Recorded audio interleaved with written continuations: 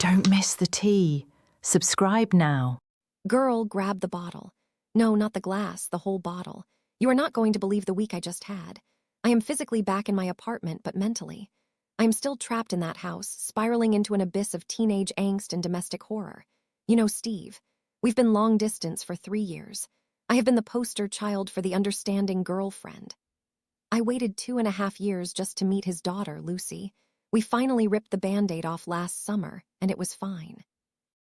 But this past week, the plan was for me to stay at his house for 5 full days of blending the family.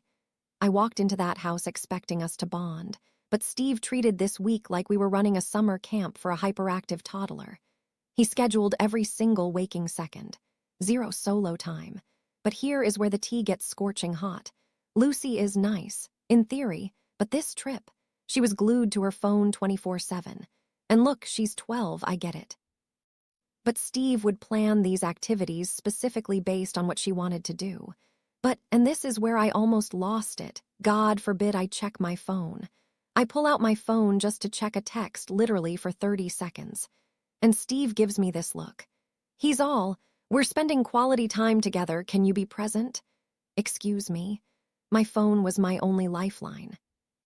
But apparently, there's a double standard where the 12-year-old can ignore me for Roblox, but I have to sit there and stare at her adoringly while she does it. And then came day 2. Girl, the prank. I am still fuming. We were doing a late Christmas gift exchange. Lucy hands me a present she wrapped. It's wrapped weirdly, layers of tape, hard to open. I'm laughing, trying to be a good sport. And then she looks me dead in the eye with this little smirk and says, "I wrapped it like that to test if you're a gold digger." I literally froze. A gold digger, me? First of all, I have a career. I have my own money. Steve is a divorced dad living in the suburbs. What gold am I digging for exactly? His collection of cargo shorts. But it wasn't just a joke. It felt mean. It felt rehearsed. And then when we played games later, it turned into a slaughter. Her and Steve ganging up on me every single game. It wasn't fun competition. It was, let's make sure she loses. Lucy was making these little jabs, targeting me, and Steve just laughed along like it was cute family bonding. I don't care about winning a stupid board game.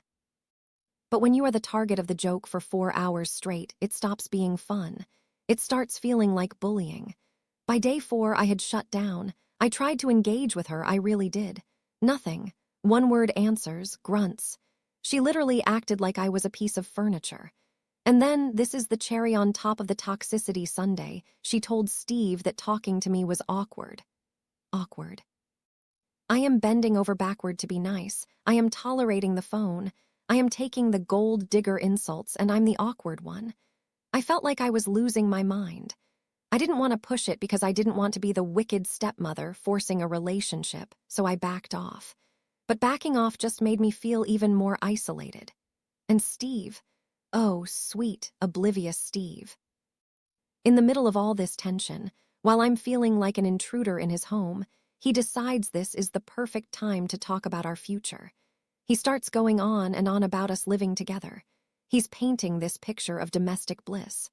"Oh, you can cook dinner while I help Lucy with homework, and we can spend all our weekends doing family stuff like this." I felt my soul leave my body. I looked around that living room at the mess, at the sullen preteen on her phone, at Steve expecting me to just slot into this mommy role, and I mentally broke. It hit me like a freight train. I don't belong here. The life he was describing, it sounded like a prison. It was the Steve and Lucy show, starring me as the extra who doesn't know her lines. As I sat there, invisible, I knew I had a decision to make. And that decision is why I need your help right now. So now I'm back home. I'm sitting here and I feel empty. I love him, I really do. But I cannot do that for the rest of my life. We need to talk about it, I know we do. But how? How do I tell a man, "Hey, your daughter was kind of a nightmare, you enabled it, and the future you pictured made me want to hyperventilate"? How do I say that without sounding like I'm attacking his parenting? Because let's be real, if you attack a man's parenting, it's game over. He'll get defensive. He'll say I don't understand. But I feel like there is no winning here. If I say nothing, I'm signing up for a life of misery. If I say something, I'm the bad guy. I don't know what to do. Is this normal?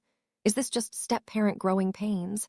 Or did I just see a massive, neon-flashing red flag that says run? Please tell me I'm not crazy. Please tell me that being called a gold digger by a 12-year-old with an iPhone addiction isn't just kids being kids. I need advice, babe. Serious advice. Because right now, the only thing I want to commit to is this bottle of wine. What do I do? How do I even start this conversation with him? Help me.